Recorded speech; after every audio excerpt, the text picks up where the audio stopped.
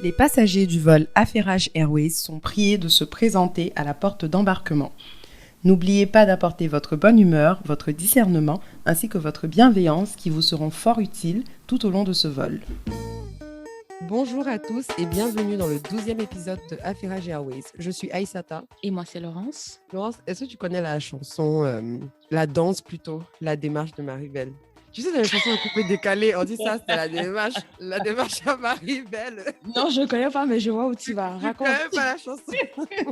Pour toute personne, moi je veux juste me moquer, c'est pas gentil, mais pour toute personne qui ne connaît pas la chanson, allez seulement voir Omar Bongo arriver à sa rencontre avec le Premier ministre anglais, Monsieur Johnson, je sais pas trop quoi.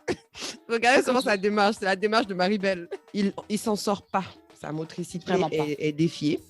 Je sais il pas a une canne et un assistant. Voilà, qui l'aide à manger. c'est ça. Il a une canne, un assistant et tout. Et puis finalement, les gens se disent, mais s'il n'est pas apte, etc., pourquoi est-ce qu'il force? C'est nos présidents africains, toujours là, à forcer le pouvoir s'ils ne sont pas aptes, etc. Moi, je pense que ta capacité à te déplacer n'affecte pas tes capacités mentales. Donc, à part le fait que la vidéo est méchamment drôle, il peut quand même discuter sans ses pieds. Hein. Non, moi, je suis d'accord, mais je pense que, voilà, le père, c'est pas obligé, ça va pas, tu laisses. C'est tout, en fait. Tu n'es pas obligé d'aller en voyage de présidentiel si tu veux marcher. C'est ça, devant les caméras. Et je pense que, tu vois, par exemple, si un président américain aurait fait la même chose, le message que ça lance au reste du monde, c'est que les États-Unis ne sont pas forts, tu vois.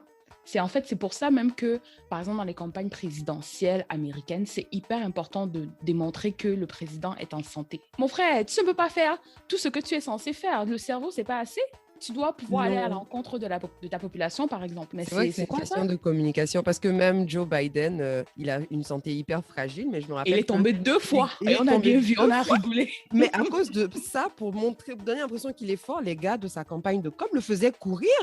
Oui, tu vois, le monsieur, il court, tu dis, mais il peut pas arrêter, genre, il coupe pour aller au micro. Je dis, mais arrêtez. Il court pour monter l'escalier de l'avion. Même moi, à mon âge, je ne cours pas quand je monte l'escalier de l'avion. Pourquoi même tu ferais ça? Mais c'est justement, comme tu dis, pour montrer qu'il est vaillant, il est fort et qu'il est là pour longtemps, pour pas faire peur au peuple. Donc, c'est intéressant en tout cas. Mais il y a quand même eu quelques leaders européens, occidentaux, qui ont aussi forcé le pouvoir jusqu'à hyper longtemps, même quand ils étaient très défaillants. Et puis, le monde, je ne sais pas si le reste du monde a dit grand-chose, mais c'est pour dire que ça arrive ailleurs aussi. Hein. Je me rappelle, ma source est très... je vais vous dire d'abord, la source que j'ai n'est pas fiable parce que j'ai vu ça dans la série The Crown. Mais à l'époque, Churchill, il était hyper... Attends, qui? Churchill, le premier ministre anglais à l'époque. Oui. Il a forcé pendant longtemps. Ce mec, il était malade pendant hyper longtemps. Selon la série, ça se voyait et tout, mais il ne voulait pas laisser le pouvoir. Donc, apparemment, on a pris ça des colons. Ouais. Ok, bon, si tu veux le positionner comme ça. Voilà, c'est juste ça que je voulais dire. Tous les colons qui sont morts là, à chaque fois que vous mentionnez leur nom, il dit ma chérie, c'est pas moi qui t'ai appris ça. Il est assis en haut là-bas, il dit moi. Jamais. Ils sont fatigués pour les accuser quoi. Mais je comprends ton point. Mais je pense que la différence avec Churchill, selon moi, c'est que il y a beaucoup de leaders qui ne veulent pas laisser le pouvoir une fois que leur vision n'est pas accomplie. Mais en référence à cette série, c'est quoi la vision de nos leaders africains? C'est peut-être personnel, mais ils ont une vision. Ils savent. Non, une vision n'est pas personnelle, ma chérie. Tu le partages avec ta population. Non, tout le monde est au courant. Non, pas forcément. Une vision peut être personnelle. Ou bien on va chercher le Larousse. Une vision peut être personnelle. Pas qu'on est homme d'État, mais en tout cas... Ça dépend du pays. J'aimerais bien qu'il partage sa vision avec nous. Je pense que ça ne nous inclut pas, en fait. Si c'est le Gabon qu'on voit en ce moment et que c'est sa vision qu'il est en train de réaliser là... Ma chère, peut-être que si tu deviens Miss Cameroun, Miss Canada, tu vas faire partie de sa vision, comme eux, ils offrent les appartements là. Mais en attendant... Je suis d'accord. Ben voilà. Oui. Donc, je mérite. Non, je mérite. Va t'inscrire au concours. C'est mieux. Mais en tout cas, si c'est ça sa vision, vraiment. Est-ce qu'on avait parlé de casserole 241 ici? Non. Hein? Non, on n'a pas parlé de ça. En tout cas, si c'est ça sa vision, clairement, ça ne va pas. Allons seulement. On va rester en Afrique centrale, hein. Toujours dans le désordre. Elle a dit Afrique centrale, mais bon, le pays dont on va parler, là, je pense qu'il est particulièrement toujours dans le désordre. Mais allons. Oh, on est cousins, tu peux même pas dire ça. Toi, même chez toi, là, c'est le désordre. On est cousins dans le désordre, il n'y a même pas de problème. Alors, on se dirige vers le Cameroun où 2 femmes trans ont été arrêtées à Douala à la sortie d'un restaurant. Elles étaient habillées en femmes. Ces 2 femmes trans du nom de Shakiro et Patricia. pour ceux qui ne connaissent pas Shakiro, c'est une star des médias sociaux. Elle est connue pour l'expression le goût de ça, que je Ah, pense c'est que elle tout qui le dit monde... ça? Oui, c'est elle qui a créé le terme. Ah Ouais. bon?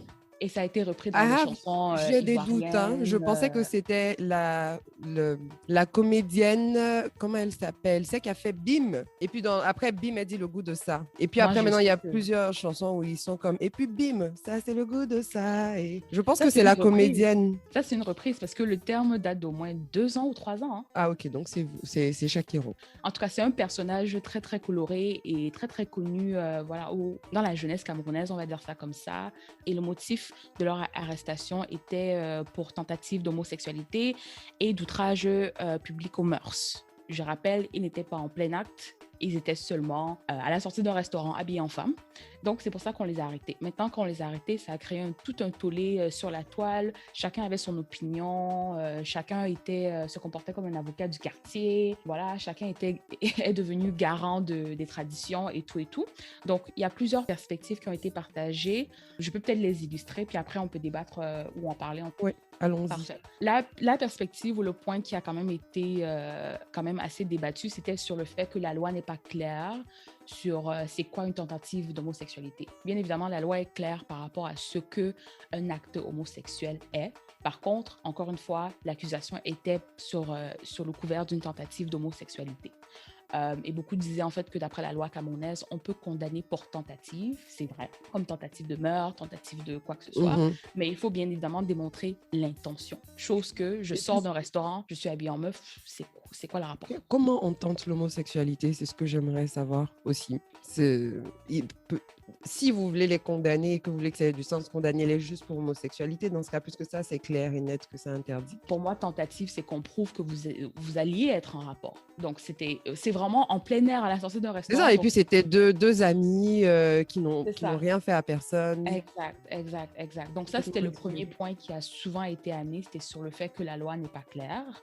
Et d'autres personnes, justement, les garants de la tradition, c'est comme ça que je les appelle, ils disaient en fait que la loi soit claire ou pas. Les mœurs au Cameroun et les lois non écrites au Cameroun, et ça c'est vrai, et ça je pense que c'est aussi très commun dans plusieurs pays en Afrique centrale et en Afrique de l'Ouest, c'est que l'homosexualité est tolérée tant et aussi longtemps que tu fermes ta bouche et qu'on ne se doute pas en fait de ce que tu fais ou de ce que tu es ou de ce que tant que tu vis caché quoi. D'accord. Beaucoup de gens disaient en fait que le fait qu'il se montre, que ce soit en ligne, que ce soit en s'habillant en femme, ça justifierait son arrestation, peu importe ce que la loi dit. Donc, les gens étaient vraiment du côté des mœurs. Oui, mais bon, à un moment donné, il faut arrêter, quoi. La loi est écrite pour une raison. Donc, si on veut fonctionner, si on veut que la police, la gendarmerie, etc., ait un rôle dans nos sociétés, il faut que ce soit régi par la loi. Sinon, appelez vos pères religieux, vos pères traditionnels, ils vont les arrêter.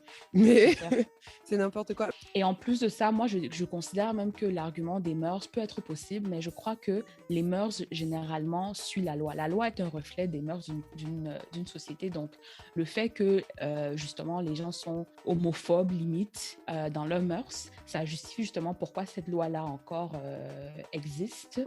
Je ne veux pas faire comme si en Occident, ça fait trop longtemps qu'on a aboli les lois... les lois qui bannissaient ça, ça, c'est très nouveau. Donc, c'est l'argument qui, en tout cas, qui est sorti souvent, c'était par rapport aux mœurs. Mais je trouvais quand même que cet argument-là, comment dire, chacun l'utilise quand ça l'arrange. Hein. C'est ça, en fait. Quand ça l'arrange, parce que quand les mœurs ne sont pas de notre côté, c'est non, il faut suivre la loi, les mœurs, ce n'est pas officiel, etc., machin. Donc, on ne peut pas quand même se rabattre sur ça.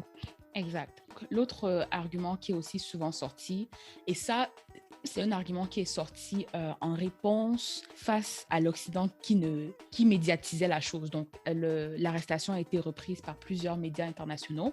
Plusieurs ambassades qui sont au Cameroun ont donné leur avis, leur grain de sel pour dire que les personnes trans et homosexuels ont des droits, ne devraient pas être traités de cette façon, malgré le fait qu'il y ait une loi camerounaise qui est contre ça. Ils approchaient en fait cette arrestation d'un point de vue de leur pays. Donc le Canada a parlé sur la question. Bien évidemment, on connaît l'opinion du Canada par rapport à l'homosexualité. Je pense que les États-Unis ont parlé. Donc il y a plusieurs ambassades qui ont parlé sur la question. Et les Camerounais étaient comme, mais vous nous manquez clairement de respect parce que si vous étiez dans un autre pays qui est plus puissant, dans lequel l'homosexualité n'est pas encore acceptée de tous, vous n'allez jamais oser tweeter ça en fait. Mais en même temps, Je sais pas, j'ai l'impression qu'il y a quand même quelques sujets clés où quel que soit là où ça se passe, s'il y a une atteinte aux droits fondamentaux de l'homme, tous les pays parlent. Moi, je pensais justement que ces ambassades-là parlaient parce qu'en fait, leur arrestation constituait une violation des droits fondamentaux de l'homme. C'est ça, en fait. La façon qu'ils ont été arrêtés, les raisons qui ont été données pour leur arrestation, en fait, c'était pas ça. Donc, ça ne convenait absolument pas, puisqu'il n'y avait pas de preuves. Et puis, en fait, même si on les avait arrêtés en plein rapport et que finalement c'était clairement évidemment contre la loi camerounaise. Moi je pense que moi personnellement je n'ai aucun problème avec le fait que les pays à l'international s'insurgent contre ça parce que même si c'est écrit dans la loi et même si c'est dans les mœurs camerounaises, ça ne veut pas dire que c'est une loi qui n'est pas contre les droits de l'homme. Parce que oui, on ne reconnaît, enfin, beaucoup de pays africains sont encore dans un cheminement très compliqué par rapport à l'acceptation de l'homosexualité et tout. J'ose même dire qu'on est en retard par rapport à certains pays, par rapport au reste du monde. Et donc, on est en retard sur tout. Hein. On est en retard sur tout, donc on a le droit de nous le rappeler. Même si on n'aime pas, en fait, parce qu'à cause de la colonisation de machin, on n'aime pas que les Occidentaux mettent leur bouche dans nos affaires. Ils ont le droit de venir dire non, les gars, vous ne pouvez pas faire ça. Parce qu'on ne devrait pas faire ça. C'est une loi qui n'a même pas lieu d'être, quoi. Mais bon. Je suis d'accord, mais c'est là que justement tout le monde partageait la loi à ces ambassades-là, comme s'ils ne sont pas au courant. Je pense qu'ils sont au courant, mais ils sont en train de flaguer que voilà, c'est inhumain en fait d'arrêter quelqu'un pour ces raisons-là. Exactement. Par rapport même aux lois, les gens qui aiment trop sortir la loi quand il y a problème, quand vos hommes politiques font ce qu'ils font là, vous ne connaissez plus la loi. Quand même vous-même... Là, vous faites Ray Charles sur nous ici. Voilà, vous avez des business informels qui ne payent pas de taxes, d'impôts au gouvernement. On ne vous entend pas parler. Donc, voilà. Et de toute façon, moi, je ne suis jamais fan d'utiliser la loi pour justifier son point de vue ou sa moralité quand c'est des questions qui tendent plus vers les droits de base. Parce qu'il y a un moment, les relations interraciales étaient par exemple illégales. Il y a un moment où on ne pouvait pas aller à l'école parce que ce n'était pas légal en tant que personne noire. Donc en fait... Même en tant que femme, il y a eu beaucoup de choses qu'on ne pouvait pas faire qui étaient écrites dans la loi, mais ça ne les validait pas pour autant. C'est juste qu'on est un retard en termes de droits de l'homme. C'est clair. Donc, pour moi, je crois que les mœurs doivent évoluer pour que la loi évolue. Et je pense que c'est comme ça que ça a toujours été dans nos sociétés. Ouais. Et l'autre argument qui est souvent... Mais maintenant, question rapide, hein, parce que ça va être une grosse question, mais je pense qu'on n'a pas forcément la réponse. Mais comment est-ce qu'on fait pour que les mœurs évoluent à ce niveau-là? Parce qu'en général, on est facilement influençable par tout ce qui se passe en Occident, etc. Mais franchement, je trouve que l'homosexualité, ça reste un de ces sujets où quand tu parles aux gens, il reste, en tout cas, moi je parlais pour Abidjan, tu as beaucoup de gens qui restent très braqués contre, malgré le fait qu'en Occident, les lois soient passées, bon, il n'y a pas si longtemps que ça, mais les lois soient passées dans les contenus médiatiques que l'Occident nous sert. Il y a de plus en plus d'homosexuels qui sont mis en avant, qu'on nous montre ensemble pour essayer de nous familiariser à cela, mais j'ai l'impression que ça passe quand même pas ici. Donc, qu'est-ce que ça prend pour changer ce genre de mœurs? Je pense que ça prend l'activisme parce que même aux États-Unis en tout cas, avant que la fameuse loi ne passe, il y avait déjà beaucoup d'activisme. Je me souviens même quand j'étais à la fin de mon secondaire, je sais que American Apparel, par exemple, c'était une compagnie qui était ouvertement oui, qui justement dans leurs vêtements, j'avais même le fameux, je me souviens plus c'était quoi la camisole, mais c'était en gros voilà, il faut légaliser en fait l'homosexualité. Moi je la portais partout où j'allais et tout. Donc je pense que c'est une question d'abord d'activisme et après c'est une question de prise de conscience de la masse, et la prise de conscience commence par humaniser les personnes homosexuelles, parce que j'ai remarqué que dans le cas de Shakiro, par exemple dans les commentaires je vois des trucs que cette créature, mais je suis comme, c'est pas un être surnaturel ou un extraterrestre. Donc, je trouve souvent que dans ces conversations, on essaie de déshumaniser ces gens-là, alors que c'est des gens qui sont dans notre entourage. On rigole avec eux. C'est un travail que la société doit faire, et avec le temps, avec l'activisme autour de la cause, on va finalement finir par passer cette loi-là. Il y avait d'autres personnes qui disaient que ouais, mais on a d'autres problèmes en ce moment, on a des problèmes économiques d'abord qu'on doit régler avant de se poser même sur la question de Shakiro. Je dis, mais... C'est bon, là, on est les êtres humains, on est les êtres vivants qui ont la capacité mentale la plus développée. On peut faire beaucoup de choses en même temps. On est assez nombreux pour se diviser les combats, quand même. C'est exactement ça. Je pense que tu l'as bien placé.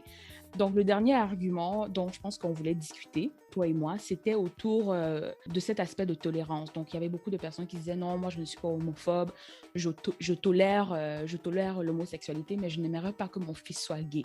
Donc, ça, c'est quelque chose qui est revenu souvent. Je voulais avoir ton opinion sur la question. Je pense que c'est justement quelque chose que les gens utilisent pour se donner l'impression qu'ils ne sont pas homophobes, justement, parce que de nos jours, veut pas, quel que soit où tu vis, même si tu es au Cameroun, en Côte d'Ivoire et tout, tu sais que tu n'as plus le droit d'être ouvertement homophobe. Ça ne paraît pas bien. Donc, pour se donner un genre, les gens sont comme, je ne suis pas homophobe, mais dès qu'il y a un... Au Cameroun, en tout cas, l'homophobie passe encore, hein. Claire, tu l'entends tous les jours. Ouh! C'est vrai que ça passe beaucoup. Je pense que c'est plus si tu es porté à côtoyer des communautés internationales, tu es obligé de faire attention. Mais c'est vrai que ça passe beaucoup. Mais je pense que dès que tu dis je ne suis pas homophobe, mais il y a clairement un problème et que tu es homophobe, déjà, j'ai remarqué, ils disent toujours je n'aimerais pas que mon fils soit gay, comme s'il n'y a que les gars qui peuvent être homosexuels. Ils ne disent jamais j'aimerais pas que ma fille soit lesbienne. Je comprends pas le délire. L'homosexualité est universelle. Enfin, tout le monde peut être homosexuel. Pour commencer, tout à l'heure, toi et moi, Laurence, on se demandait est-ce que c'est des choses que nous-mêmes, on a déjà pensé. La seule chose que je peux comprendre quand les gens disent ça, c'est peut-être, je peux comprendre qu'ils aient peur de comment est-ce que la société va accepter leur enfant. Du fait que si tu as quelqu'un qui est homosexuel en Afrique, la personne, ça dépend du pays, mais dans certains pays, la personne va vivre énormément d'horreur dans sa vie de tous les jours parce que la société, comme tu dis, est ouvertement homophobe et ne le cache pas et n'a pas peur de faire du mal aux homosexuels. Donc, c'est juste dur à vivre dans la société. Moi, c'est tout ce que j'ai à dire sur le sujet. Je pense que ça reste homophobe de dire ça finalement. En fait, même par rapport à cette souffrance, la maman de Shakiro, je pense que en tant que mère, c'est très pénible pour elle parce que Shakiro parlait aussi ouvertement de ce qu'il vit dans son quotidien. Même depuis qu'il est jeune, hein, même avant qu'il ne sache qu'il soit une femme trans, soit gay, soit quoi que ce soit. On le tabassait tout le temps. Donc, depuis qu'il est jeune. Donc, ça démontre aussi ce que ces personnes qui sont homosexuels, nés dans le mauvais contexte, peuvent subir. Et je pense que c'est peut-être pour ça que beaucoup de personnes disent que je n'aimerais pas que mon enfant soit... Moi, j'ai déjà eu la réflexion. Et en fait, pour moi, ce n'était même pas par rapport à nécessairement la sexualité. Je me disais seulement que, waouh, mon enfant va déjà naître comme une personne de couleur dans ce monde qui est déjà compliqué. Et en plus de ça, c'est vraiment rajouter encore une autre charge.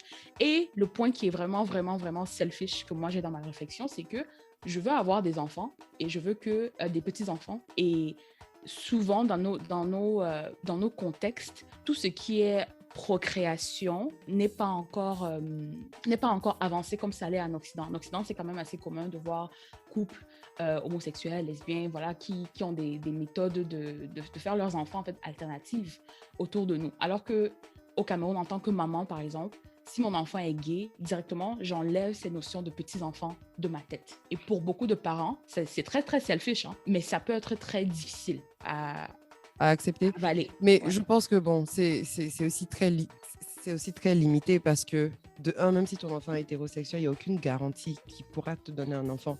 Parce que tu peux avoir un enfant qui n'est pas capable d'avoir un enfant. Tu peux avoir un enfant qui n'a pas envie d'avoir un enfant.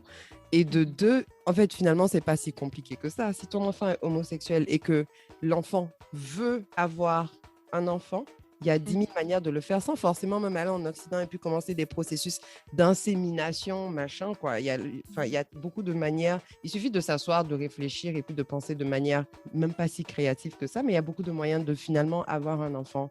Mais toi, de la diaspora, tu dis ça. Mais encore une fois, la non, maman mais parce que tu parlais pour toi.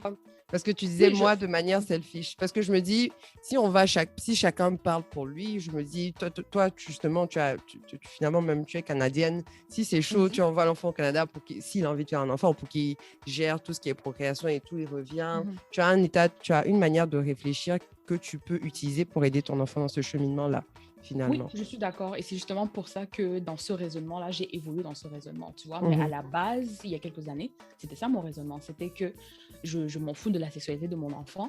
Tant aussi longtemps qu'il peut me donner éventuellement des petits-enfants ou, comment dire, prolonger en fait ma Euh, lignée.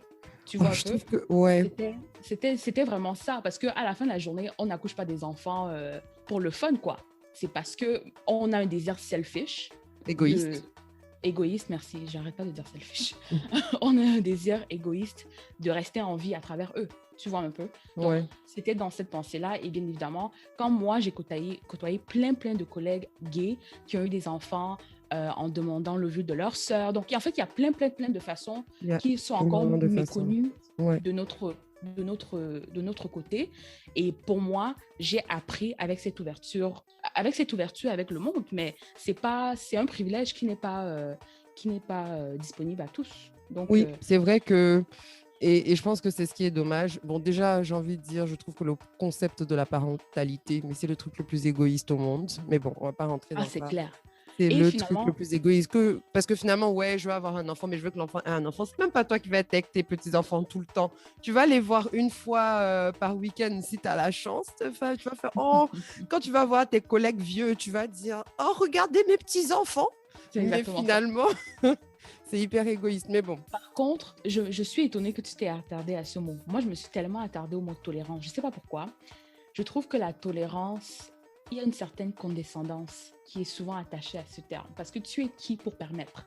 C'est ça, en oui, fait, qui en me... fait, qui te donne cette autorité-là de tolérer ou pas, finalement? Parce que, franchement, l'individu en soi n'est rien. C'est vraiment la société qui donne un poids à l'individu. Donc, pour moi, le mot tolérance, c'est comme si, en fait, tu te donnais la permission ou la capacité de permettre quelque chose qui sort de l'ordinaire. Mais tu es qui pour permettre, en fait? C'est comme si je permets tes lunettes, Aïssata. Merci Je bien. tolère tes cheveux. Mais C'était un peu ça qui me dérangeait. ça va dans les deux sens parce que en même temps, tu es qui pour permettre, Mhm. pour tolérer, qui te donne cette autorité-là, mais en même temps, tu as cette autorité-là dans le sens où c'est finalement les mœurs et les opinions de toute la société qui vont guider les lois, qui vont guider l'évolution des lois. Donc, de manière individuelle, tu n'as peut-être pas tant d'importance ou d'autorité, mais finalement, c'est l'accumulation des pensées individuelles qui font les mœurs et qui font ce qui guide nos lois, quoi. Donc, Oui, je suis d'accord que c'est ça l'effet final, mais je me dis juste qu'un individu lambda qui tolère tout un groupe de personnes en ayant un statut d'individu, pour moi, ça me dérange parce que quand on dit qu'on tolère l'homosexualité, c'est qu'on tolère tout un groupe de personnes. C'est ouais, pas tolérer Shakiro, tu comprends? oui, c'est vrai. C'est ça en fait qui me dérange. Mais bon, c'est vrai Surtout que qu'on est tous l'UNESCO, humains, on est tous imparfaits. Je veux dire, voilà. on devrait Je pas sais que, avoir cette bon, capacité individuelle. l'UNESCO, voilà, a une autre définition de la tolérance, qui est vraiment le vivre ensemble, l'acceptation de la différence et tout ça. Mais je sais pas, je trouve qu'il y a tellement de philosophie autour du mot de tolérance qui varie. Mais pour moi, encore une fois, ça a une sorte de condescendance. Les gens ont le droit de faire et de penser ce qu'ils veulent, tant et sous-entend que voilà, vos droits et libertés n'empiètent pas sur celles des autres. Ce qui me dérange encore une fois avec la tolérance, c'est la condescendance, mais c'est aussi le fait que ça implique que quand il y a tolérance, il n'y aura jamais acceptation. Je pense que l'Occident est déjà au niveau de l'acceptation, alors que dans nos pays, le standard en ce moment est plus soit l'homophobie, soit la tolérance. Mais il faudra éventuellement qu'on passe à ce stade d'acceptation-là. Et tant et aussi longtemps qu'on tolère, qu'on est confortable dans la tolérance, voilà, ce sera très difficile d'accepter éventuellement. Donc, c'était ce que je voulais dire par rapport à ça. Est-ce que tu voulais conclure? Oui, conclure rapidement, mais pour dire déjà, je pense que, bon, après, c'est quelque chose qui va par étapes, hein. Je pense la tolérance au sens UNESCO des choses, si on peut dire ça comme ça, c'est une étape dans le processus vers l'acceptation, dans le changement des manières de penser, changement des lois, etc. Donc, à la limite, quelquefois, aussi mauvais que ce soit, ça me rassure quelquefois de voir des gens dire je tolère, mais parce que je dis, bon, au moins, on n'est pas dans le ah non, non, non, non, non, absolument pas. C'est déjà une étape vers quelque chose de mieux. Et je voulais rebondir rapidement sur quelque chose que je pense qui est fondamental, que tu as mentionné tout à l'heure. C'est le fait que c'est le privilège, en fait, finalement, de pouvoir côtoyer certaines personnes qui nous permet d'évoluer dans nos manières de penser. Et c'est un privilège qu'effectivement, beaucoup de gens n'ont pas. Parce que si tu n'as pas côtoyé quelqu'un qui vient d'un milieu que tu juges, tu ne sauras jamais comment cette personne se comporte dans la vie de tous les jours. Si ta seule connaissance de l'homosexualité, de l'identité de genre, etc., qui sont des concepts très complexes, et je veux dire, il n'y a pas une manière de définir l'homosexualité. Tout le monde est différent dans la manière de vivre son homosexualité. Mais si la seule connaissance que tu as de ça, c'est Shakiro, tu ne peux pas évoluer dans ton processus de tolérance pour aller vers l'acceptation, etc. Et j'ai vu le pouvoir, en fait, que le privilège de côtoyer certaines personnes peut avoir dans des membres même de ma famille qui, avant, avaient des paroles mais hyper homophobes. C'était le genre de discussion où on commence à parler et puis on se fâche tous dans la discussion parce qu'on sait qu'on ne va pas être d'accord. Je leur parle, ils vont dire que non, moi je suis restée trop longtemps en Occident chez les Blancs là-bas parce que je suis en train de dire des choses qui sont même contre Dieu d'ailleurs. Et moi je me fâche parce qu'ils sont foncièrement homophobes et puis c'est contre eux. Enfin, ça ne va pas. Mais c'est ça, quand je parlais d'activisme tout à l'heure, ce n'est pas nécessairement de porter des t-shirts d'American Apparel, mais c'est aussi d'être activiste dans sa famille ou dans son entourage. Parce que c'est et ça commence là. Les mœurs évoluent. Je sais que moi, dans ma famille aussi, jusqu'aujourd'hui, les gens sont homophobes et aiment beaucoup utiliser la religion comme référence. Mais en même temps, quand j'utilise l'élément fondamental de la religion chrétienne, qui est d'aimer son prochain, peu importe, là, les gens sont perdus, que non, c'est pas pareil, machin.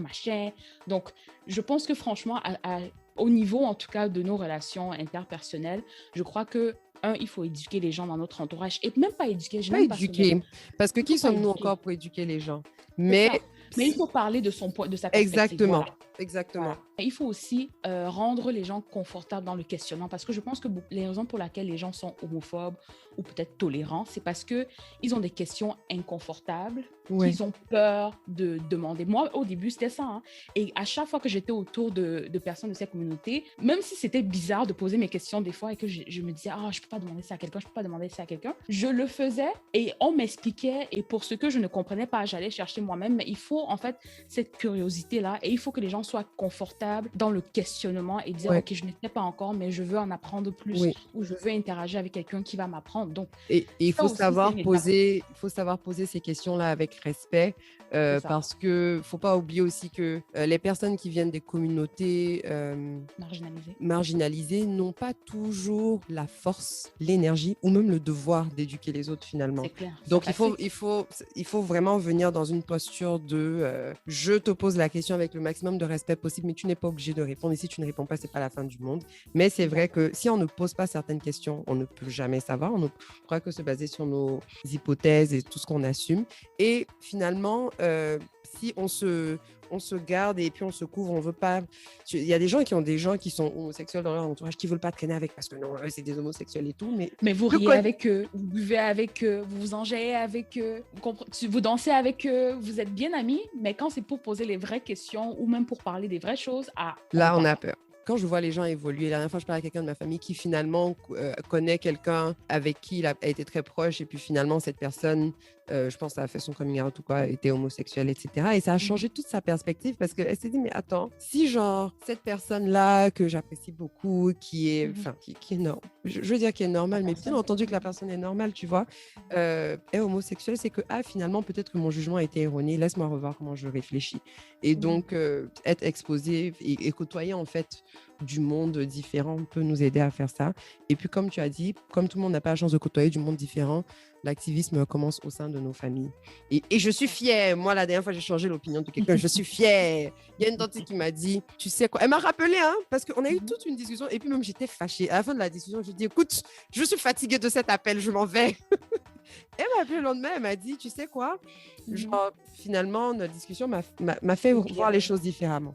Qu'elle-même, en fait, finalement, elle est partie même relire son Coran, relire certains passages et elle s'est rendue compte qu'il y a des choses même qui étaient interprétées de manière erronée. Parce que c'était quelqu'un qui avait une vision très religieuse des choses et tout. Et donc, c'est vraiment, même si ça nous énerve et tout, si ce sont des choses qui nous tiennent à cœur, ça commence à la maison. Je pense que notre rôle, pour ceux qui sont pros, c'est vraiment de lancer la semence. Voilà, tu lances la semence et la personne, maintenant, c'est à elle de faire le travail. Parce que ça peut être fatigant d'expliquer aux gens tout le temps. Et moi, je dis toujours que si j'avais grandi au Cameroun, il y a des chances que je serais homophobe, probablement. On est tous le produit de nos environnements. C'est ça, en fait. On est tous le produit de nos environnements. C'est juste que, maintenant, on a la chance qu'on vit dans un monde très mondialisé et très ouvert. Donc, on a les possibilités d'utiliser le reste du monde pour un peu modeler la manière dont on pense, quoi. En prenant le bon et en laissant le mauvais. Tu me rappelles un dernier point que je voulais aborder parce que, je vais aborder ça rapidement parce qu'on a passé beaucoup de temps sur la question. Mais c'était par rapport à la mondialisation. C'est que j'ai l'impression que quand tu vis en Afrique ou que tu fais partie d'une communauté marginalisée dans un pays africain, parce qu'il y a la mondialisation, tu as la fausse impression que tu peux te permettre de te comporter d'une certaine façon. Mais il faut faire très, très attention à ça. Donc, c'est ça que je dis que pour, par exemple, quelqu'un qui est homosexuel au Cameroun, oui, on veut te voir libéré, en tout cas de ma perspective, oui, je veux te voir libéré, mais en même temps, j'ai toujours peur pour ta sécurité parce que quand tu fais ce que les gens font au Canada, ou aux États-Unis ou en France, il ne faut pas oublier ton contexte. C'est ça, en fait, qui est très, très dommage, même dans le cas de Shakiro, parce que Shakiro, ici, il serait épanoui, il serait lui-même, il n'aurait pas de problème. Mais parce qu'avec cette mondialisation, il y a la fausse impression que c'est correct, entre guillemets, de se montrer ainsi. Au final, ces personnes sont généralement très, très mal rattrapées à cette réalité. Vraiment, je ne sais pas. Oui, tu as raison, parce que nos réalités sont différentes et puis tu peux facilement mettre ta vie en danger finalement, en étant trop assumé, en étant trop libéré dans certaines choses. C'est pas que l'homosexualité finalement. Il y a plein de choses quand même en tant que femme, etc. Et moi, il y a des habits que je porte à Montréal, je ne porte pas ici, qui est fou. Pardon. Pardon. Mais je pense que tout dépend de ton degré de prise de risque. Pour moi, le plus important, c'est que tu sois au courant des risques que tu cours en voulant t'assumer à un certain niveau. Donc, si même on sort si on prend l'homosexualité, par exemple, et qu'on prend le cas de Shakiro, si Shakiro sait tous les risques qu'il court en étant aussi assumé et décide d'accepter ces risques, elle peut 100% faire ce qu'elle veut. Quand les choses vont lui arriver, oui, ça aura porté atteinte à sa sécurité. Oui, elle est en prison en ce moment, mais je pense que du moment où tu sais ce qui t'attend, tu peux faire ce que tu veux. Et puis après, pas que tu assumes les conséquences, mais oui, un peu tu les assumes parce que tu es au courant. Et même si la loi est injuste, même si les mœurs sont injustes et sont incorrectes, c'est comme ça que les choses fonctionnent dans ton environnement. Et tu savais que ça aurait pu arriver. Et oui, tu seras outré, tu seras fâché, etc. Mais c'est la vie. Parce que moi, je me dis finalement, je vais prendre un exemple qui n'est peut-être pas du tout comparable, mais vraiment pas comparable. Donc, écoutez-moi avec les pincettes. Mais si chaque soir que je sors, je regarde mes habits très longuement parce que je sais que selon l'habit que je porte, bon, ça va pas donner le même effet. Mais il y a des jours où, de manière consciente, je vais mettre l'habit là où tout mon dos est dehors, se demande pourquoi je me suis pas habillée et tout, en étant consciente que oui, quand je vais mettre ça, oui, on va plus me regarder, oui, je vais me prendre certains commentaires, oui, je vais me prendre les mains baladeuses des gens. Et puis, la réalité d'une femme, c'est que oui, il y a des risques que finalement, quelqu'un me cale dans un corner là-bas et puis me fasse des choses. Mais c'est un risque que je prends de manière consciente. Parce que j'ai décidé que ce jour-là, je m'en fous, je veux vivre mon style, ma sensualité, whatever, de la manière que je le sens. Et puis, si quelque chose m'arrive, j'aurais mes yeux pour pleurer, mais je ne pourrais pas dire que je ne savais pas que ça aurait pu m'arriver. Mais ça, c'est parce que tu le prends d'un chapeau d'un activiste, que tu te donnes un peu ce courage de dire, OK, je vais me comporter un peu comme un activiste. Je ne sais pas si c'est la même chose que décider de vivre sa vérité et de se faire pénaliser parce qu'on vit cette vérité. Enfin, moi, mon point de vue est que finalement, quand tu viens d'une communauté marginalisée ou que tu as un mode de vie qui n'est pas accepté par le reste du monde, chaque acte que tu commets, que tu le veuilles ou non, est activiste finalement. Et la majorité je pense qu'il y a quand même une bonne partie qui en est consciente parce que chaque choix que tu fais est un choix activiste. Si tu es transgenre, l'habit que tu décides de porter aujourd'hui, c'est un choix activiste. La manière dont tu décideras de danser quand tu vas sortir, c'est un choix activiste. Si tu décides de faire du maquillage ou de mettre une perruque, tout est un choix activiste. Et tu le sais parce que toi-même, avant de faire chacun de ces choix, tu vas te dire, aujourd'hui, est-ce que j'assume de mettre la perruque ou pas? Aujourd'hui, est-ce que j'assume t'assumes de mettre les talons ou pas. Donc, même si tu ne t'appelles pas activiste, au fond, c'est un acte activiste parce que chaque acte que tu fais défie la société et le monde vers lequel tu t'en vas. Donc, je comprends ta perspective. il faut juste être au courant des risques. Et... Donc, je peux comprendre un peu ce que tu veux dire, mais je veux dire en fait qu'il y a souvent des gens qui vivent très virtuellement. Donc, ils voient ce qui se fait à l'étranger et ils oublient en fait souvent la réalité de leur contexte. Et peut-être, alors, ils le font exprès pour justement, comme une forme d'activisme. Ça peut être possible, en effet. Parce que je me dis, bon, oui, je vis virtuellement, mais quand tu décides de faire ce que tes camarades canadiens font, et puis tu mets le pied dehors, et puis avant même que tu sois dans ton taxi, tu t'es pris 5 commentaires, la virtualité, ça s'envole très vite, quoi. Ça prend beaucoup tu es de très vite courage. ramené à la réalité. Donc, je pense que même si tu t'es trompé pour vivre virtuellement 2 fois, au bout de la 3e, mon cher ami, tu es un activiste. En tout cas, Shakiro, franchement, c'est quelqu'un que j'admire. Parce que quand tu vois un peu ce qu'elle a traversé dans sa vie et que tu regardes ses vidéos, elle a tellement une énergie légère, drôle. Tu peux pas t'imaginer en fait ce qu'elle vit. C'est quand même incroyable. Donc, elle est vraiment courageuse. Vraiment, vraiment. Et puis après, bon, j'espère que c'est quelqu'un qui a un système de support qui est bien, qui est fondé, qui est solide, parce que justement, ce genre de personnes qui vivent beaucoup de choses difficiles et qui montrent une façade très joyeuse, très légère sur les réseaux sociaux, tu sais pas si elle pleure tous les soirs pour dormir, quoi, ou si la personne a des sérieux problèmes mentaux, finalement, ou émotionnels à gérer. Donc, j'espère qu'elle a le support qu'il lui faut dans son entourage pour aller bien. Et j'espère aussi que, du coup, la médiatisation internationale va aider dans la résolution de son problème, parce que là, finalement, on en est où? Elle est toujours en prison? Oui, c'est ça. Donc, elle a écopé de 5 ans de prison, si je ne me trompe pas, et d'une amende de 200 000 francs. Donc, c'est vraiment ça qu'on a au dernier 200 000 francs. Pour nous, je sais. J'ai eu la... Vas-y, dis ce que tu vas dire. Peut-être on a eu la même réflexion. Mais ça, c'est l'argent pour payer un loco. Si tu... Non. Regarde, ton privilège parle. C'est exactement ça. C'est ce que je vais dire. Mon privilège parle. Fort, loud. Le 200 SMIC 000. au Cameroun, c'est 40 000. Hein, donc, c'est beaucoup d'argent. Bon, oublie le SMIC. 200 000. Attends, l'amende fonctionne comment? Si on trouve les 200 000, elle peut sortir de prison? Non. Elle doit payer je pense. Je ne suis pas avocat, donc je vais peut-être dire n'importe quoi, mais de la façon que j'ai interprété, c'est 5 ans et à la sortie 200 000. Ah, ok, pardon. Ok, la raison pour laquelle j'étais outrée, je pensais que c'était comme la caution ou quelque chose qui était 200 000 et non, que genre, si tu payes 200 000, tu peux sortir. J'allais dire, mais avec ta mère, respectez-vous. En train de faire les vidéos. Laurence, toi-même, tu envoies les 200 000, on la sort. C'est pour ça, en fait, j'avais mal compris. Excusez-moi. Donc, on va passer aux divers. Ça a été une longue conversation.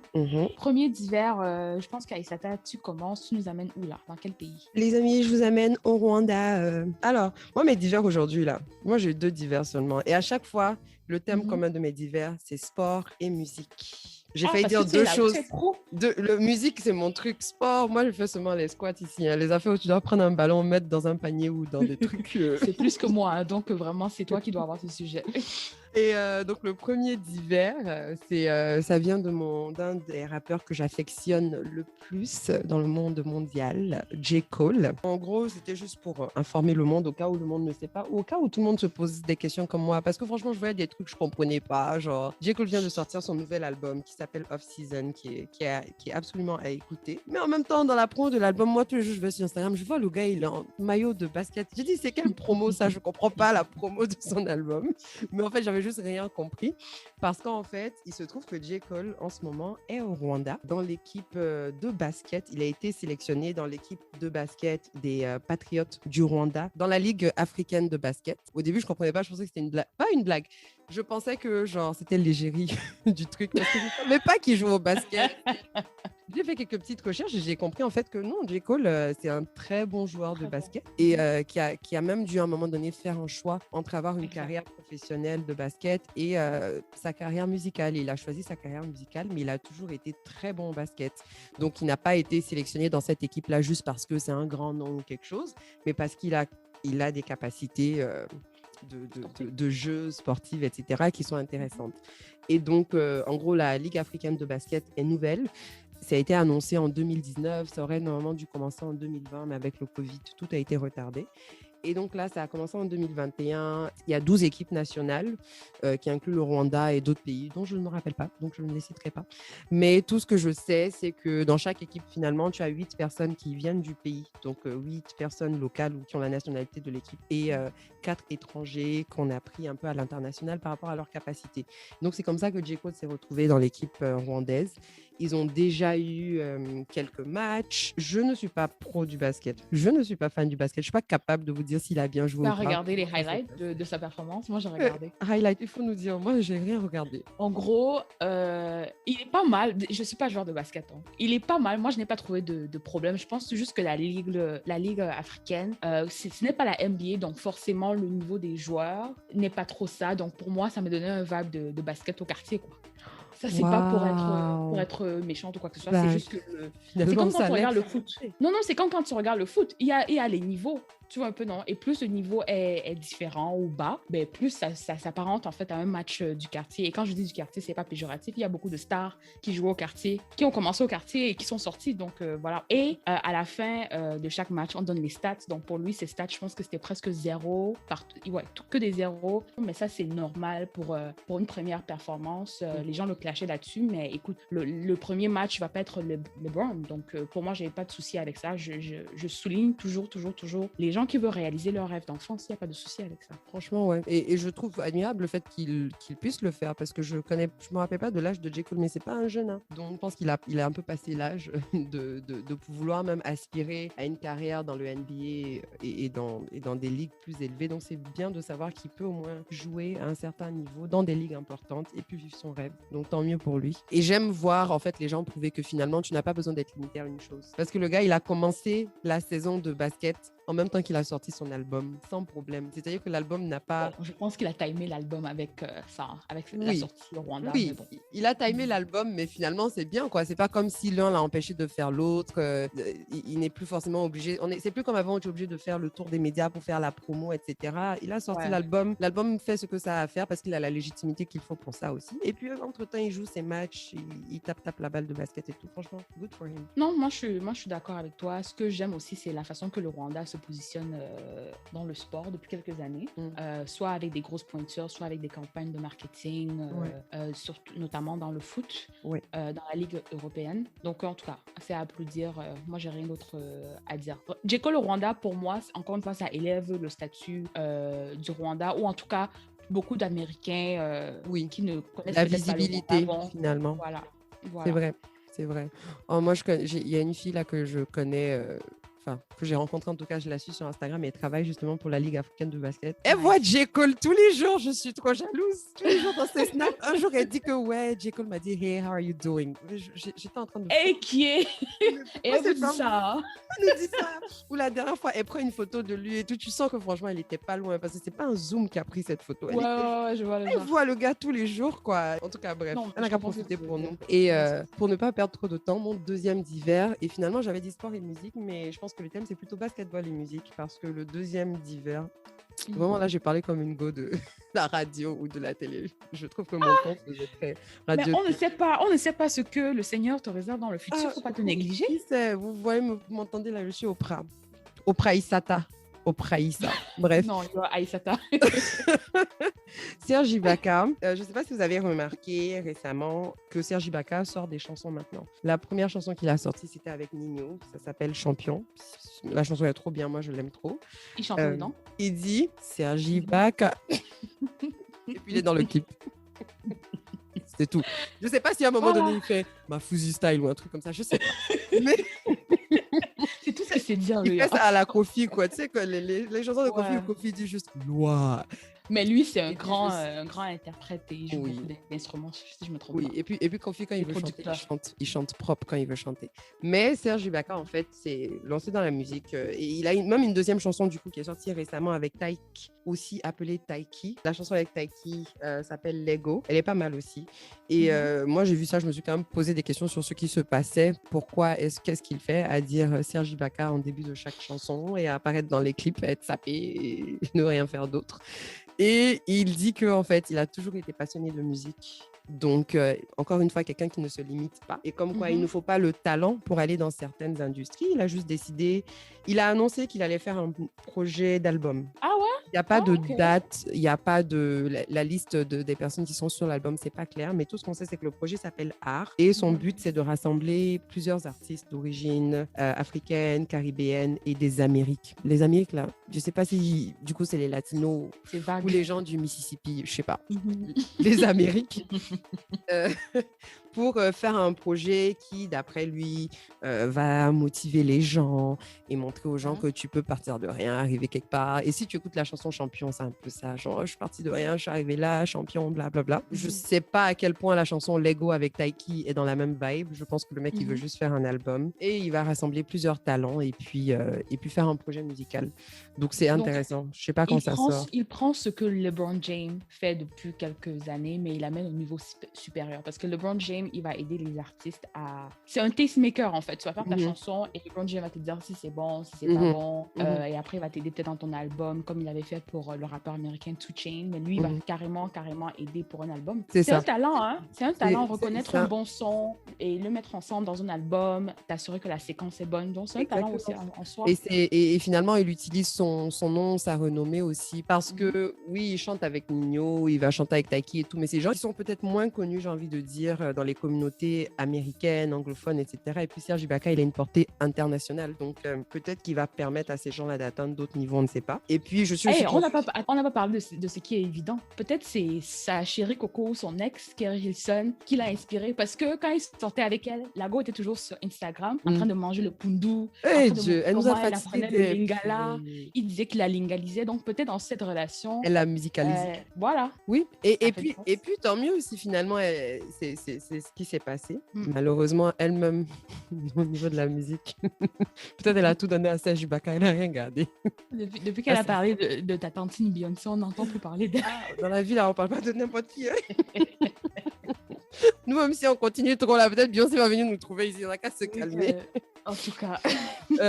Donc on attend et je suis contente de voir que pour l'instant, en tout cas, la qualité des chansons est bonne. Donc c'est pas juste des... Parce que je trouve qu'il y a des fois des gens qui utilisent leur influence, qui mettent leur nom sur des trucs pour rassembler des gens et puis c'est des chansons pourries. Les 2 chansons qui sont sorties pour l'instant c'est des chansons qui sont bien et qui laissent briller l'artiste. Quand tu écoutes la chanson avec Nino, c'est du Nino pur.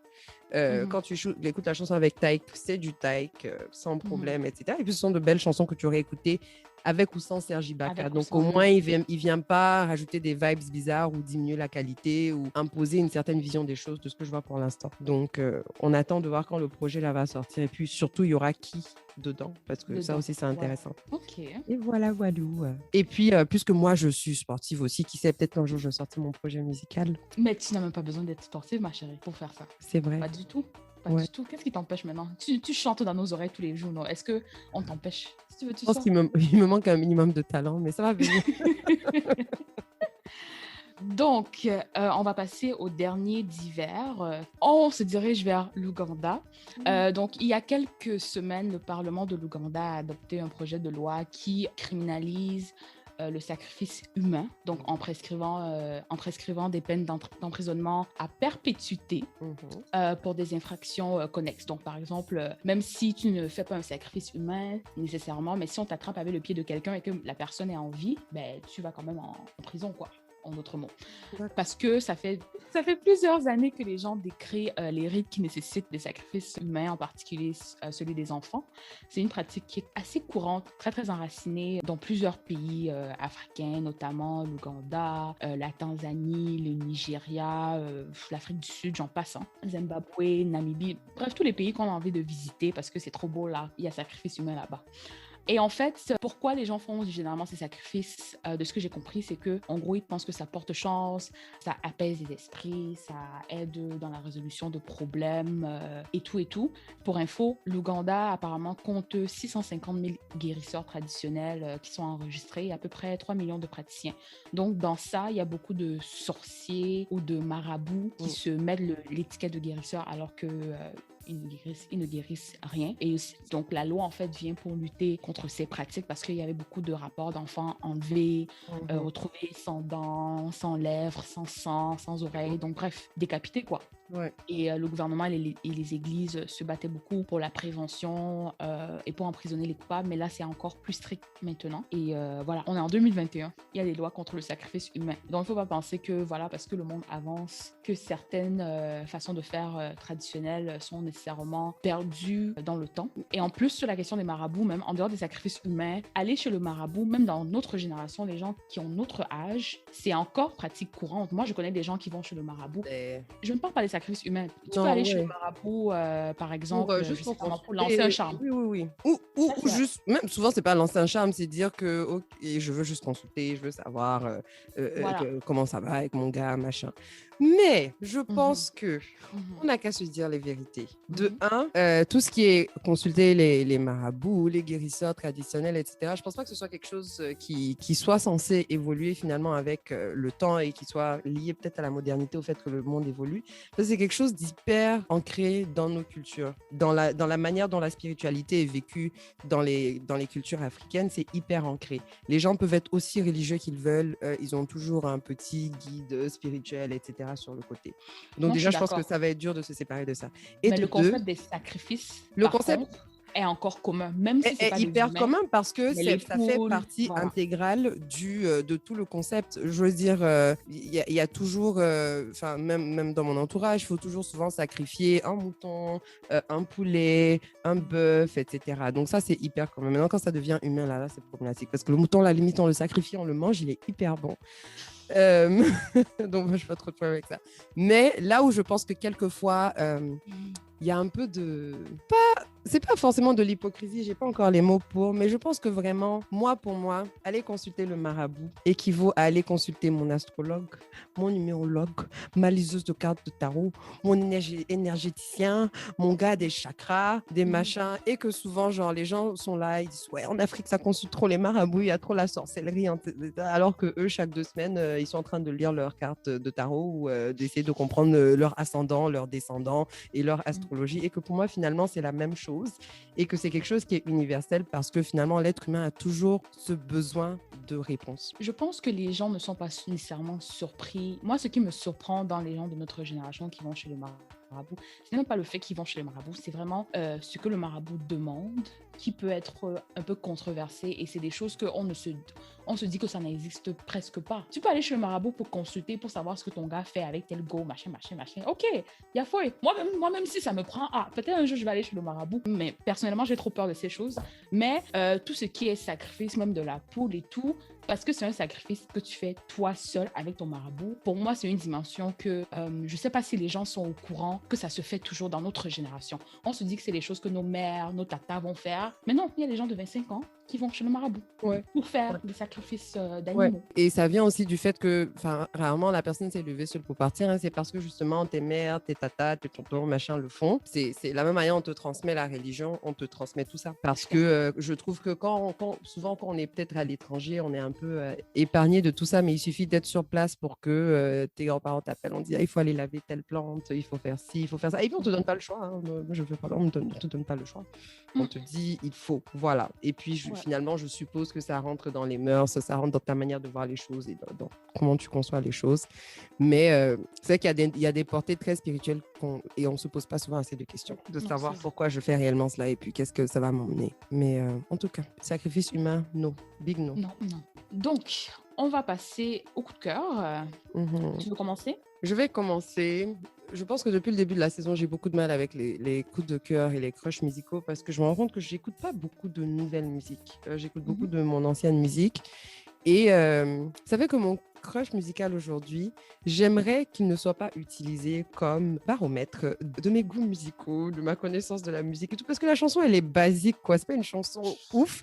C'est juste qu'il se trouve que, bon, je l'écoute souvent ces temps-ci, elle passe à la radio beaucoup, du coup, je l'ai enregistrée et puis, voilà. Pourquoi tu donnes une longue introduction comme ça? Parce que, en fait, je trouve que...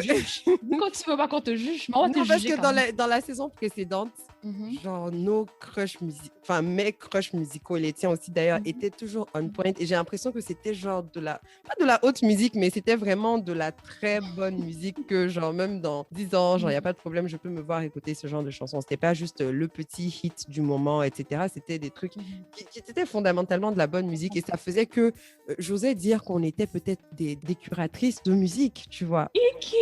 Mais oui, parce qu'il faut se donner un genre dans la vie. Il faut se donner un genre. Et là, ma chanson d'aujourd'hui, moi-même, je regarde la chanson, je suis comme waouh. La chanson s'appelle Jolie Madame de Joey Doit Filet et puis une fille là qui s'appelle Ronicia. C'est du Joey Doit Filet, hein, donc c'est un peu de compas avec une voix féminine dedans. C'est juste que franchement, la chanson, pas qu'elle est hyper monotone, mais c'est le genre de chanson hyper prévisible. Ça a pas été, je pense pas que ça a été hyper réfléchi non plus. C'est juste que le rythme, je l'ai entendu dans la story de quelqu'un un jour, j'ai demandé le titre et puis le rythme m'a juste envoûté dès le début. Mais je pense que je suis en train de me créer des mauvais souvenirs avec cette chanson parce que, petite anecdote, en ce moment, je conduis. Enfin, j'ai le permis depuis 6 ans, mais j'avais peur de la route et tout. Je n'osais pas conduire. Ça fait 2-3 semaines que je conduis à Abidjan. Donc, props to me. Et la dernière fois, j'étais en train d'essayer de me garer. Je galère beaucoup avec le parking. Et j'essayais de me garer dans un parking et tout. Et il fallait que je redresse la voiture. Elle n'était pas droite, blablabla. Et j'étais tellement affairée avec mon marche arrière que j'ai gratté la voiture devant. Et là, je commence à freak out. Et la chanson, il y a une partie dans la chanson où on dit « Ouais, tu paniques, panique. Ouais, je panique. » Et pendant genre que je suis en mode « Mais qu'est-ce que je fais? Comment je sors de là? » Ouais, je panique. Ouais, tu paniques. Ouais, je panique. Et depuis... Ça s'est passé il y a une semaine. Depuis une semaine, j'ai du mal à écouter la chanson, mais avant ça, je l'ai écoutée en boucle. Moi, je comprends entièrement. J'ai eu mon permis il y a 3 ans. J'ai conduit. J'ai eu un accident une fois. J'ai conduit 1 mois. J'ai eu un accident une fois. J'ai réparé la voiture. Je l'ai vendue et depuis, je n'ai pas touché au volant. Et ça, c'est au Canada. Hein. Donc, si je ne peux pas conduire au Canada, là, moi, conduire au Cameroun ou à Abidjan, mais oubliez. C'est la marmaille, comme j'aime bien dire. On marmaille tous sur la route ici. Du coup, même, je ne sais pas si je peux conduire au Canada parce que je pense que je vais commencer, ils vont dire, mais toi, tu as appris à conduire. Je conduis comme un chauffeur de taxi, les gars. Mais c'est libérateur parce que c'était quelque chose qui me bloquait depuis longtemps. Je trouve que je dépensais trop d'argent dans les taxis et tout. Ouais, non, ça Donc coûte cher. là, je prends des taxis que le soir finalement pour sortir parce que là, je veux pouvoir ne pas stresser et tout. Mais le fait de faire toutes mes courses en journée, aller partout sans problème, ça change. Sans problème. Je stresse, mais... Ouais, non, je comprends ce que tu veux dire. Vraiment. En tout cas, donc ça veut dire que quand je retourne à Abidjan, là, tu peux m'amener à Bassam alors? Mais oui! Là, on a plus de struggle. Si je dois conduire à Bassam pour la première fois. Je me suis ben voilà. à Bassam, non, donc... Moi, je trouve que le chemin pour aller à Bassam, pour moi, c'est celui que je serais le plus confortable à faire. Parce que c'est comparativement à conduire en ville. Ouais, à Abidjan. c'est vrai. Ouais. Alors, mon coup de cœur. Mon coup de cœur sort de l'ordinaire. Depuis quelques mois, j'écoute beaucoup de dance music. C'est pour ça que tu avais dit rock and roll. J'ai eu peur ici. Non. J'écoute beaucoup de dance music. Donc, mon coup de cœur, c'est Tondo de Disclosure en featuring avec Echo Roosevelt. Et c'est une chanson qui est sortie il y a 1 an. Hein. C'est juste que bon, c'est moi qui l'ai découverte comme d'habitude en retard. Et en fait, quand j'écoutais le son la première fois, la sonorité me semblait familière, comme si les ancêtres m'appelaient. Donc je me suis dit, je vais aller regarder qui est Echo Roosevelt. C'est un camère. Et, wow! Hey, les gens de ce là. Comme si les ancêtres m'appelaient. Pardon, finis vite ici. Pourquoi tu nous... Je voulais t'écouter, tu sais, bon, je suis fatiguée de vous. Mais c'est ça, en fait, je sentais le Makossa vintage. Donc, je me suis dit, mais c'est qui ça? Je suis allée regarder sur un camère, un grand artiste apparemment que moi, je ne connaissais pas des années 80. Mais ce que j'ai trouvé intéressant, c'est que quand j'écoutais la version originale, le remix de Disclosure est à 90. C'est même pas comme Mosti dont on parlait il y a quelques épisodes avec Niwe, son remix, mais c'était à 90% la même chanson que la version originale. Donc je me suis dit, waouh, comment est-ce que le Echo Roosevelt là, du coup, se fait rémunérer en fait. Ouais. Franchement, il a fait la chanson en fait. Ouais. Ils ont juste coupé quelques parties, rajouté un petit beat dance et là, ils ont amené la chanson devant une autre audience. C'est ça que j'allais dire, parce que le truc, c'est que bon, le talent n'est pas assez finalement. C'est pas la qualité d'un travail qui est tout le temps importante. Il faut aussi que tu puisses emmener ton travail devant tout le monde. Et c'est ce que Disclosure a fait. Ouais, mais la rémunération, elle est sur la base de la créativité de l'auteur, non? Moi, je me dis. Moi, je pense que la rémunération dépend de finalement de ton apport, parce que ce qui compte à la fin, c'est les revenus. Donc, dans ce que tu as fait là, quelle est ta participation dans notre capacité de générer des revenus? Et Disclosure a quand même, du coup, participé énormément en emmenant ça devant une plus grande audience, en augmentant le nombre de streams, donc en augmentant le nombre de revenus. Mais après, je ne sais pas comment la rémunération fonctionne dans le monde de la musique. Tout ça pour dire que la chanson, c'est une chanson de dance, mais à la Makossa. Et depuis, j'écoute beaucoup de dance. Et Donc, c'était quand même tu vas nous montrer tes pas de danse. Hein? Tu vas pas nous faire une petite... Non, c'est vraiment dance, comme si je suis sur la cocaïne, quoi. Comme ils font dans les clubs, là. Comme ils font dans les clubs. Mais c'est fou que je découvre où j'apprécie en tout cas la dance music quand je suis confinée. Alors que quand on allait en club, quand on mettait le dance, ça m'énervait. Ouais, c'est parce que ça demande vraiment... Mais finalement, avec le temps, j'apprends à apprécier ce genre de musique parce que je pense que ça demande... Hein? C'est libérateur. Ça demande que tu te libères et que tu te détaches de... parce que je trouve que beaucoup de musique africaine, il y a une danse. Beaucoup de fois, il y a une danse. Donc, c'est très... confortant de savoir qu'il y a une danse parce qu'il te suffit de l'apprendre un tout petit peu et puis quand on la met, tu sais quoi faire. Mais à notre âge, on n'a plus le temps d'apprendre les danses. Non! C'est ça en fait. Et c'est pour ça que j'apprécie le dance. Parce que quand on allait à la Sunday, moi je me souviens le jour d'avant, j'étais là en train d'apprendre les pas de certains. Vous auriez dû la voir. Hein? La fille, elle a mis YouTube, tutoriel et puis... Non, ça allait pas. Je me moque parce que moi j'étais assise parce que je n'osais pas. J'avais juste décidé que j'allais pas savoir faire les danses. Est-ce que c'est parce que tu n'osais pas ou parce que tu connaissais déjà les pas et que tu avais aussi appris par les mêmes vidéos que moi? Dis la vérité. Je vais te dire la vérité. Le shaku shaku, le guara, le leg work, je les ai appris sur YouTube. Merci. À l'aube du concert de Burna Boy, à l'aube du concert de Burna Boy à Montréal, moi et deux amis, on a regardé nos calendriers, on a choisi un soir, on s'est retrouvés chez moi. On a mis YouTube, on a replay les vidéos là, on s'est legworké. Jusqu'à présent, aucune de nous ne le fait bien, je peux te le dire. Mais on a travaillé le truc. On ne pouvait pas aller se mettre la honte devant Chérie Burna, quoi. C'était inconcevable. Et c'est fou parce que le concert était plein, donc finalement personne n'a dansé, mais en tout cas, ça c'est notre histoire. On a dansé un peu un verre chez nous, là, ça dansait un peu. Et pour moi, même c'est ça. Ah, tu étais derrière. Pour rappel, moi j'étais devant l'artiste, hein. devant. Moi j'étais en face de lui, toi t'étais sur le côté. Je le vois, il me regardait dans les yeux. Mais chez nous, là, c'était compliqué de... Genre, tu danses, mais le leg work, tu dois regarder un peu tes pieds. Mais en même temps, tu veux regarder Burna et tu veux pas tomber. C'était toute une expérience. Non, en tout cas, moi, je trouve que j'ai passé l'âge pour aller apprendre certaines danses. Et surtout que je ne suis plus dans certains environnements où on danse beaucoup. Donc, du coup, je trouve que le dance music est pratique parce que tu n'as pas besoin justement de danser et de suivre le rythme. Et puis, tu ne peux pas mal danser dans le dance music. Qu'est-ce qui est mal dansé? Sauf si vraiment tu es HS, parce qu'il y a quand même un minimum de rythme. Faut quand même... bon, il faut leur dire. Hey Dieu, ça veut dire il faut qu'on arrête l'épisode là. C'est bon, c'est assez. Atterri, pardon. Donc, attachez vos ceintures, redressez le dossier de votre siège, rangez votre tablette de nourriture. Et on t'a dit ne plus dire ça, ce n'est pas la tablette. Je sais pas comment on dit. Rangez votre... C'est qu'est-ce que... Apprêtez-vous pour l'atterrissage. Bye bye. Bye.